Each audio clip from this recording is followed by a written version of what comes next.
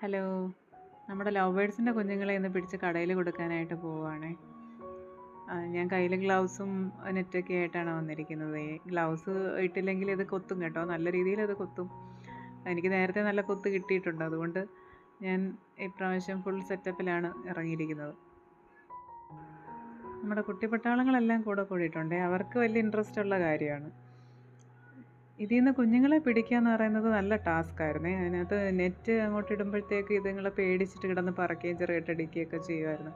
അതിൽ നിന്ന് കുഞ്ഞുങ്ങളെ മാത്രം, അതിൽ പേരൻസും ഉണ്ടല്ലോ, അതിൽ നിന്ന് കുഞ്ഞുങ്ങളെ മാത്രം പിടിക്കുക എന്ന് പറയുന്നത് നല്ല ടാസ്ക്കായിരുന്നു.